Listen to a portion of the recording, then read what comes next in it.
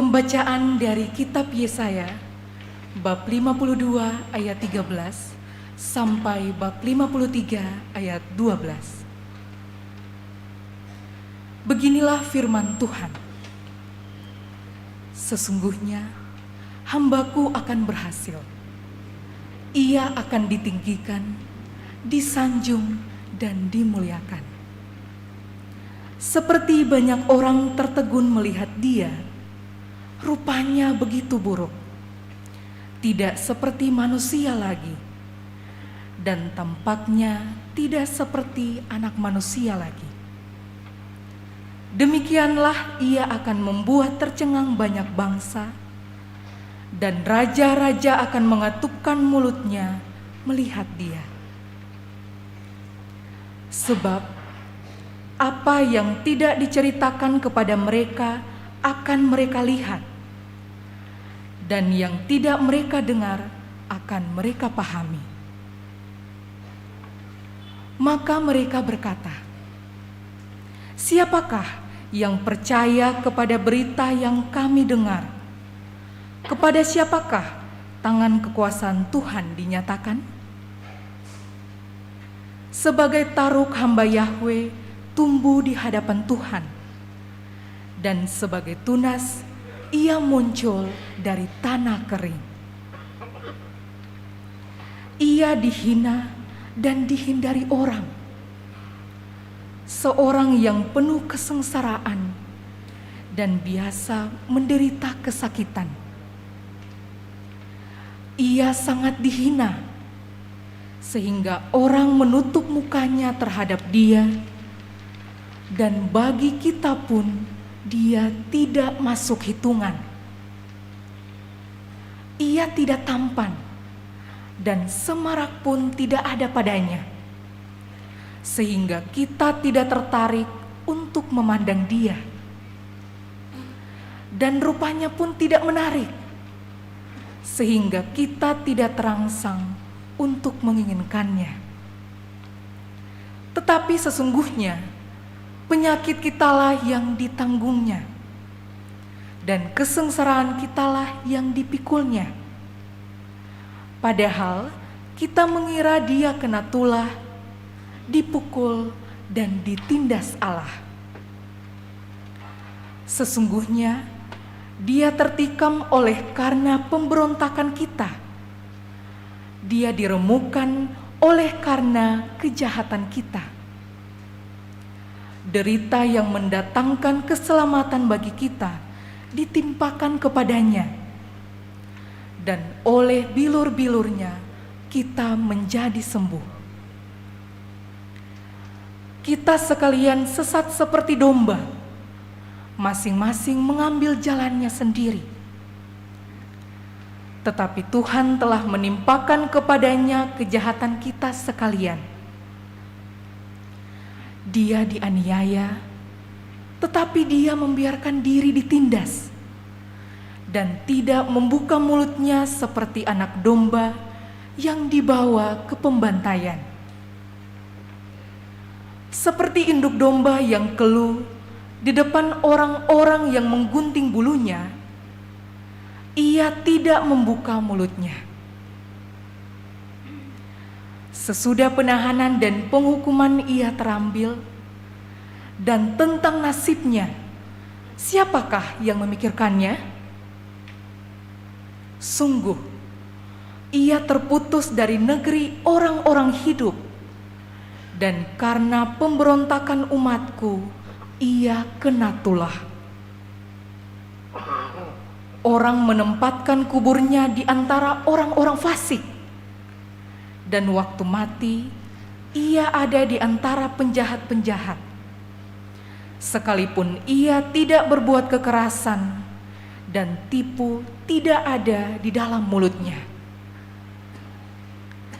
Tetapi Tuhan berkehendak meremukkan dia dengan kesakitan.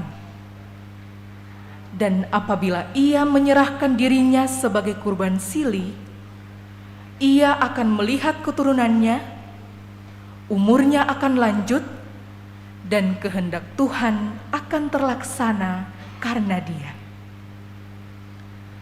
Sesudah kesusahan jiwanya, ia akan melihat terang dan menjadi puas. Sebab Tuhan berfirman, "Hambaku, sebagai orang yang benar, akan membenarkan banyak orang oleh hikmat-Nya, dan kejahatan mereka Dia pikul. Sebab itu, Aku akan membagikan kepadanya orang-orang besar sebagai rampasan, dan ia akan memperoleh orang-orang kuat sebagai jarahan.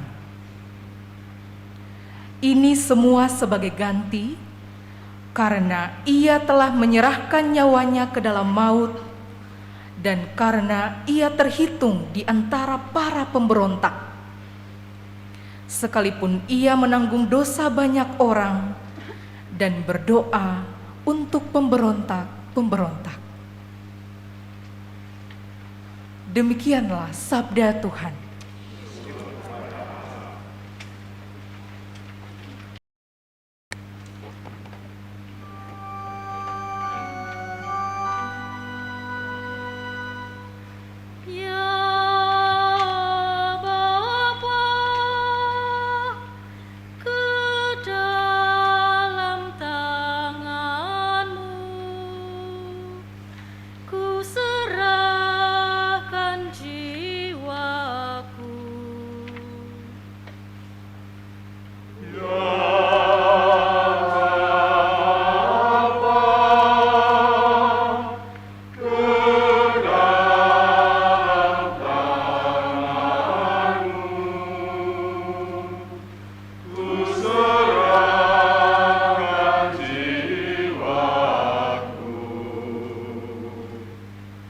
Padamu ya Tuhan, aku berlindung.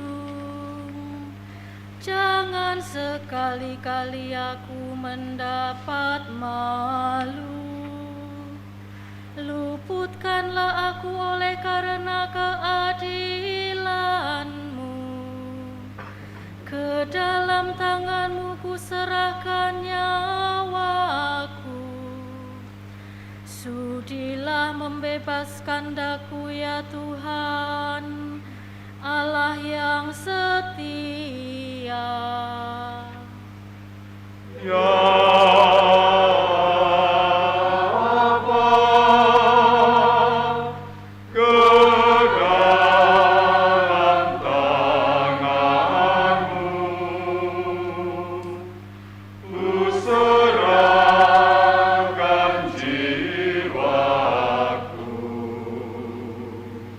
Di hadapan semua lawanku aku tercela. Tetangga-tetanggaku merasa jijik. Para kenalanku merasa ngeri. Mereka yang melihat aku cepat-cepat menyingkir. Aku telah hilang dari ingatan seperti orang mati, telah menjadi seperti barang yang pecah.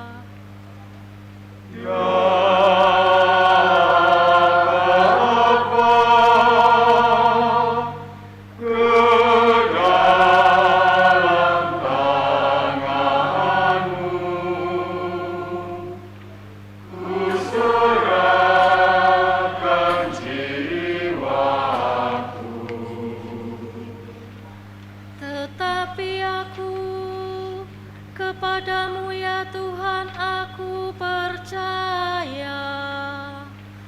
Aku berkata, Engkaulah Allahku.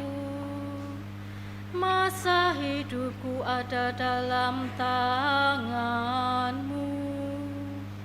Lepaskanlah aku dari tangan musuh-musuhku, dan bebaskan dari orang-orang yang mengejarku.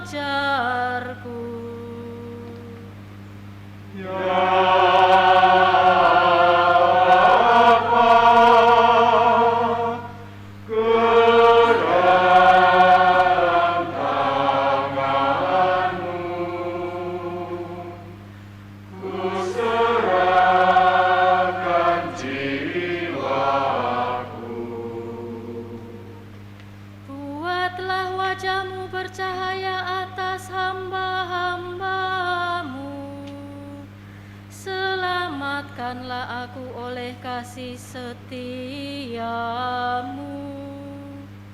Kuatkanlah dan teguhkanlah hatimu, hai semua orang yang berharap kepada Tuhan.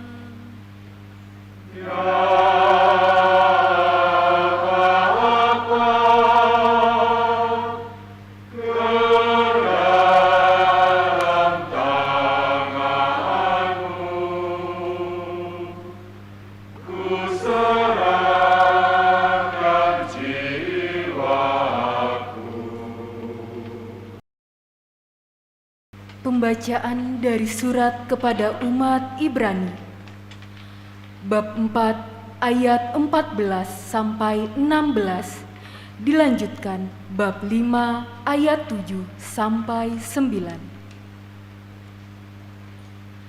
Saudara-saudari, kita sekarang mempunyai Imam Agung yang telah melintasi semua langit, yaitu Yesus, ya Anak Allah. Maka baiklah kita teguh berpegang pada pengakuan iman kita. Sebab Imam Agung yang kita punya bukanlah Imam Agung yang tidak dapat turut merasakan kelemahan kita. Sebaliknya, ia sama dengan kita. Ia telah dicobai, hanya saja tidak berbuat dosa.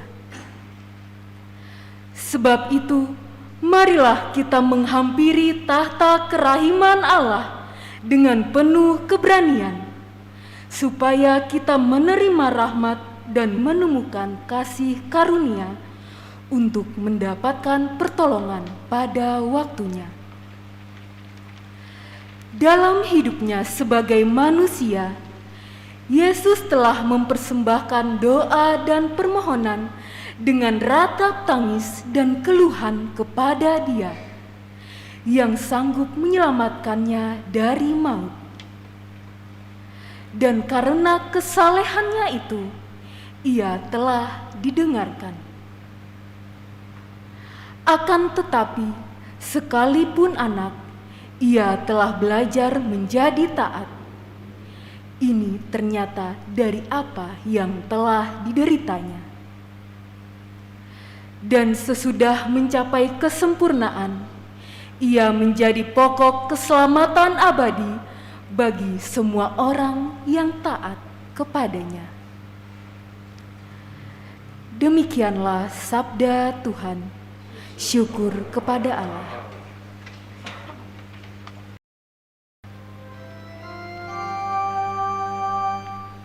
Terpujilah Kristus Tuhan, Sang Raja kemuliaan kekal. Terpujilah Kristus Tuhan, Sang Raja kemuliaan kekal. Kristus sudah taat bagi kita. Ia taat sampai mati, bahkan sampai mati di salib. Itulah sebabnya Allah sangat meninggikan Dia dan menganugerahinya nama di atas segala nama. Terpujilah